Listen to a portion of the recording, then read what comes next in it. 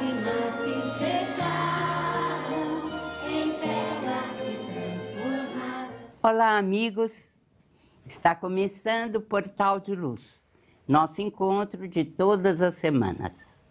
Estou muito feliz na companhia de todos vocês. Este é o momento da interiorização. Vamos orar, aproveitando as vibrações de Chico Xavier. Oremos. Se puseres amor no tempo que Deus te reserva, nunca te sentirás sob o domínio do tédio ou do desânimo, porque as tuas horas se converterão em prazer de servir. Se colocares amor nas afeições que o Senhor te permite cultivar, nunca sofrerás ingratidão ou desengano, porque transformarás o próprio espírito em vaso de abnegação e de entendimento, colhendo de ti mesmo a felicidade de fazer a felicidade dos entes queridos. Se cultivares amor na execução do dever que a divina providência te atribui, nunca experimentarás cansaço ou desalento, porque o trabalho se te fará fonte de alegria na alegria de ser útil. Se aplicares amor nos recursos verbais que a sabedoria eterna te confere, nunca te complicarás em manifestações infelizes, porque a tua palavra se transubstanciará em clarão e bênção naquilo em que te expresses. Se espalhares amor no lugar em que as leis da vida te situam, nunca te observarás na condição de vítima do desequilíbrio, porque a tua influência se tornará serenidade e esperança, garantindo a harmonia e a tranquilidade onde estejas. Se conservares o amor no coração, obra divina do universo, nunca te perderás na sombra, porque terás convertido a própria alma em presença de luz. Aprendemos com o nosso benfeitor Emmanuel que há duas tristezas. A tristeza construtiva, que nos impulsiona para a vida superior, para o trabalho de melhoria íntima. Para sabermos mais, recordemos a lição do Evangelho segundo o Espiritismo, quando nos fala sobre o tema bem e mal sofrer. Quando compreendemos que somente as provas bem suportadas podem conduzir-nos ao reino de Deus, então estamos no caminho da tristeza construtiva. Mas existe outra tristeza, a destrutiva, que se traja de luto por dentro do coração. E isso todos os dias, espalhando desânimo, pessimismo por onde passa. Quando a tristeza é destrutiva? Quando, nos comentários dos nossos problemas, exageramos no tamanho das dificuldades pelas quais passamos na existência. Ou quando dramatizamos demais essas dificuldades. Não há dor maior que a minha e por aí vai. Há pessoas que viciam suas mentes na queixa. São especialistas em lamentações, em dramatizar os lances de sua existência, em considerar a sua dor maior que a de todo mundo. A tristeza destrutiva manifesta-se também no fato de recordarmos os sofrimentos passados. Com isso, seguimos na contramão do auxílio divino. Porque teimamos em alugar o ouvido alheio com a recordação de sofrimentos e dificuldades que o nosso cérebro já apagou do nosso campo mental por um mecanismo natural de defesa, que é uma verdadeira bênção da providência divina. A tristeza é destrutiva quando nos pomos a exaltar os preconceitos próprios, desconsiderando a posição e a experiência dos nossos semelhantes. A tristeza é destrutiva ainda quando nos pomos a lamentar dissidências, desacordos, contendas, mágoas que ocorrem à nossa volta. Começamos a espalhar aquilo que de destrutivo existe à nossa volta. Com nossas palavras, estamos gerando amargura e ressentimento no ambiente no qual destilamos as nossas palavras. Com isso, afastamos companheiros que preferem ficar à distância a fim de não partilhar de nossas aversões e frustrações, antagonismos e queixas. É claro que os verdadeiros amigos voltam a nos considerar dispostos a apoiar-nos toda vez que estivermos claramente inclinados a quando restaurar a nossa própria harmonia. Mas, infelizmente, como nós sabemos, né, as pessoas caem naquilo que é uma verdadeira insistência, que é ficar sempre se lamuriando, lembrando o que de mal aconteceu, não apenas na própria vida, mas na vida de outras pessoas também. E a pessoa vive queixosa, em lamúrias e lamúrias, e não vive o presente. É preciso que façamos as nossas escolhas diárias quanto à tristeza que queremos cultivar em nossas vidas. A tristeza construtiva tem como clima natural a bondade e a paz, o entusiasmo e o otimismo. A oferecer a quantos se aproximem de nós. Nós não somos aquela pessoa que sempre se lamuria, que sempre está em estado de tristeza, e muitas vezes as pessoas se afastam de nós porque não aguentam mais tanta lamentação. Cumprindo nossos deveres com resignação, atrairemos sempre ótimas companhias dos dois planos da vida. Diante de nossas lutas, peçamos a Deus a proteção e bênção para que tenhamos a precisa coragem para silenciar desapontamentos e lágrimas, de maneira a doar paz e alegria, segurança e consolo aos outros, tanto quanto esperamos esses benefícios dos outros em auxílio a nós. Vou lhes contar um fato da vida real que minha mãe narrava em suas palestras. Acho que até já tive a oportunidade de contar aqui, mas vale a pena lembrar. Uma jovem senhora, formada na mais culta sociedade londrina, com dotes excepcionais, casara-se com um militar. Um militar assim como era também o seu amado pai. E ela foi morar distante da civilização. Foi morar em uma espécie de aldeia junto ao mar, junto aos índios. E ela amava muito ao seu esposo, mas entrou em tédio uma tristeza muito grande.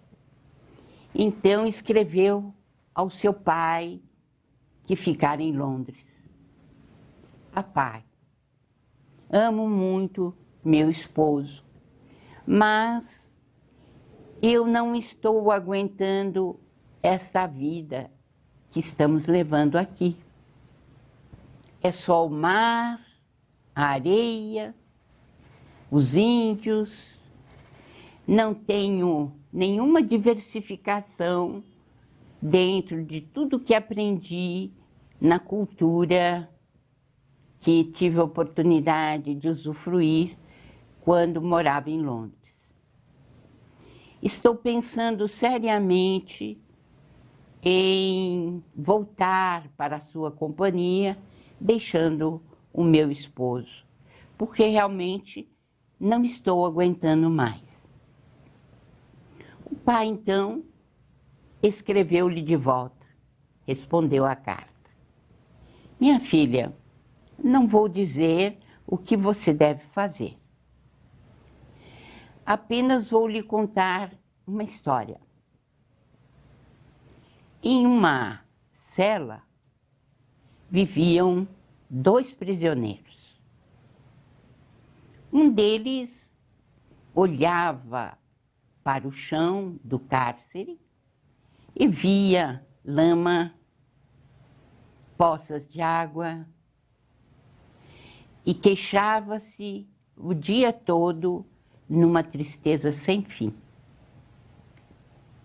O outro olhava através de uma pequena janela, olhava sempre para fora, via as nuvens, os pássaros, via a incidência da luz, o prateado da lua, e estava sempre animado, achando a vida bela e querendo usufruir desse estado em que se sentia, passando, é claro, por dificuldades, mas enfrentando-as com coragem. É isso que eu tenho, minha filha, para lhe dizer. A jovem recebeu a carta, a resposta do pai, e começou a meditar profundamente sobre o seu significado. Olhou para fora da janela, viu o mesmo mar, viu a longa praia e divisou ao longe o acampamento dos índios. E foi então que lançou mão de uma ideia. E por que não? Como ela havia recebido uma educação esmerada, ela sabia lidar com cerâmica. Passou a utilizar a argila da praia, chamou os índios e começou a ensiná-los a produção de peças de cerâmica. O tempo foi passando e ela colocou aquela pequena aldeia no mapa turístico do seu país. Por quê? Vinham pessoas de muitos lugares para comprar aquelas peças de cerâmica e para fazer dali, né, uma ode ao artesanato, né, dando então ela tinha então dado um grande passo no sentido de aproveitamento do trabalho indígena e também auxiliado na melhoria daquilo que conhecemos como sendo o artesanato de um país.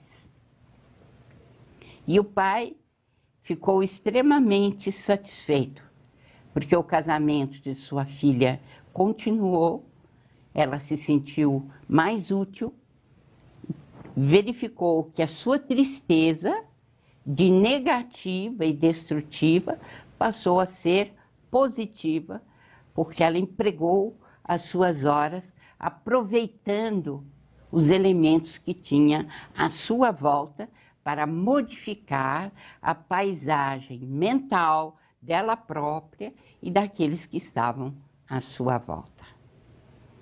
Aproveito desta lembrança dos tempos da minha mãe, quando ela foi presidente, a mais nova presidente de Centro Espírita na cidade de Monte Verde, aos 19 anos, conheceu Kai Barchutel e dedicou-se à doutrina desde essa época, e que contava nas suas palestras sobre o Evangelho a respeito deste assunto, para conclamar a todos que tenhamos a tristeza construtiva, a tristeza positiva, para transformar a negatividade em positividade e sermos úteis onde quer que a gente esteja.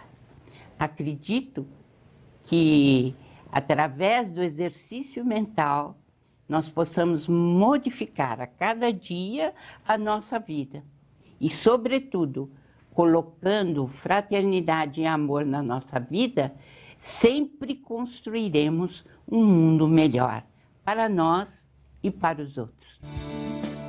O jornal Folha Espírita, fundado em 18 de abril de 1974, se dedica à divulgação da doutrina espírita. Saiba mais sobre assuntos atuais com o enfoque do espiritismo, além de entrevistas e artigos de diversos colunistas. Você pode escolher na versão digital ou impressa. Acesse e faça sua assinatura: www.folhaespírita.com.br.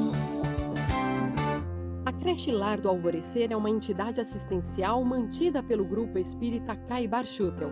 Localizada em Diadema, tem como propósito trabalhar pelo desenvolvimento de uma cultura de paz, através da educação e da assistência a crianças, jovens e adultos.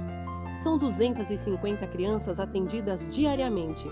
Conheça nossas atividades e colabore conosco pelo ideal de um mundo melhor. www.lardoalvorecer.org.br. Voltamos com o Portal de Luz, que tem o apoio cultural da Folha Espírita Editora. Você já conhece o nosso jornal Folha Espírita? Teremos prazer de apresentá-lo a você. E também os nossos livros. Basta telefonar ou passar um e-mail. Agora nós teremos o nosso Maida, no momento doutrinário. Vamos assistir. Amigas e amigos do Portal de Luz, é muito bom estar com vocês novamente no momento doutrinário. Hoje vamos refletir sobre os ensinamentos de Emmanuel, psicografia de Chico Xavier, contidas no livro Levantar e Seguir, lição 10, intitulada Entre Falsas Vozes. Recomenda Emmanuel: se a preguiça te pede, descansa, responde-lhe com algum acréscimo de esforço no trabalho que espera por teu concurso. Se a vaidade te afirma, ninguém existe maior que tu, retribui com a humildade, reconhecendo que não passamos de meros servidores da vida entre os nossos irmãos de luta. Se o orgulho te diz, não cedas, aprende a esquecer-se, auxiliando sempre. Se o ciúme te segreda aos ouvidos, a posse é tua, guarda silêncio em tua alma e procure entender que o amor e o bem são bênçãos do céu, extensivas a todos. Se o egoísmo te aconselha, retém, abre as tuas mãos e distribui a bondade com aqueles que te cercam. Se a revolta te assevera, reage e reivindica os teus direitos. Aguarda a justiça divina, trabalhando e servindo com mais abnegação. Se a maldade te sugere, vinga-te, considera que mais vale amparar constantemente o companheiro, quanto temos sido auxiliados por Jesus a fim de que o amor fulgure em nossas vidas. Os falsos profetas vivem nos recessos de nosso próprio ser. Surgem cada dia invariáveis, na forma da intriga ou da maledicência, da leviandade ou da indisciplina, induzindo-nos a cerrar o coração contra a consciência. Se aceitamos Jesus em nosso roteiro, ouçamos o que nos diz o seu ensinamento e apliquemo-nos à prática de suas lições sublimes. Ouvidemos as insinuações da ignorância e da treva, da crueldade e da má-fé, que nos enrijecem o sentimento, e de coração unido à vontade do Mestre, vendo a vida por seus olhos e ouvindo os nossos irmãos através de seus ouvidos, estaremos realmente habituados à posição de intérpretes do seu infinito amor em qualquer parte. Reflitamos. Obrigado pela companhia. Saúde e paz. E até o próximo encontro. Comparece agora a nossa professora Sandra Marinho no Educa Tua Alma. Vamos assisti-la. Queridos amigos, queridas amigas, desde o começo, o nosso programa tem a finalidade de trazer à reflexão pontos que devemos repensar ou cultivar ou até mesmo eliminar da nossa personalidade, porque assim estaremos nos educando espiritualmente. Este processo também é chamado de reforma íntima. Claro que tudo que temos, digamos, de mexer em nós, depende da mudança de comportamentos práticos, que passam também pelos nossos modos. André Luiz relaciona no livro Sinal Verde uma série desses modos, o que ele próprio denomina modos desagradáveis. O primeiro dele é manejar portas a pancadas e pontapés. Imaginem isto.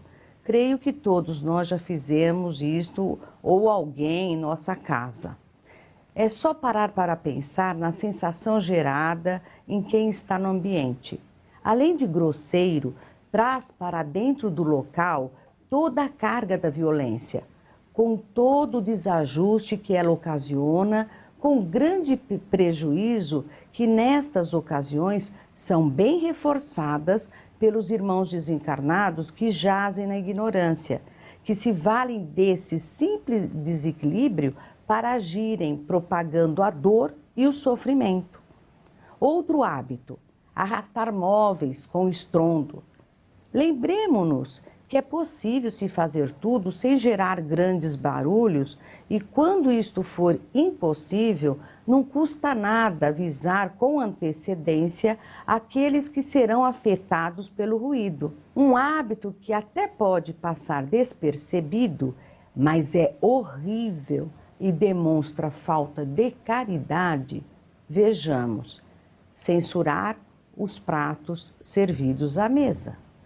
Tem gente que acha isto normal e o faz com frequência, mas se pensarmos que toda refeição demanda o trabalho, o tempo e a dedicação de alguém, assim, quando vamos nos beneficiar de um prato durante uma refeição, deveríamos sim agradecer quem o elaborou. E se não atendeu ao nosso paladar, devemos nos abster de criticar. Esta situação é ainda pior quando somos convidados à mesa de alguém. Sentar-se desgovernadamente é outro hábito. Quando li essa parte da lição, pela primeira vez percebi que meus pais tinham razão. Quando nos chamava a atenção, na hora que sentávamos de qualquer jeito, nos jogando no sofá, quando éramos crianças. Analisei melhor e observei que realmente é muito desconfortável quando alguém, até mesmo criança, senta perto de nós nessas condições. Provoca um certo mal-estar em todos os que estão por perto, embora ninguém ouse comentar na hora. Só para descontrair, muitos companheiros, no ímpeto de sobrevivência, na hora do rush de São Paulo, acabam procedendo exatamente desta forma ao entrar nos trens do metrô, dos trens metropolitanos. No auge do salve-se quem puder, arrojam-se nos assentos de qualquer jeito. Isto seria realmente necessário se nos pautássemos pelas regras do amor ao próximo? Fica aí a pergunta. Outro hábito que, infelizmente, é mais comum do que se supõe é bocejar ruidosamente enquanto alguém está com a palavra. É super desagradável. Eu mesma já tive oportunidade de presenciar este tipo de comportamento, quer como palestrante, evangelizadora ou ouvinte na plateia. Ainda bem que não foram muitas vezes. Trata-se de um hábito que tem origem na vida familiar, quando o filho ou a filha não consegue ser ouvido pelos pais.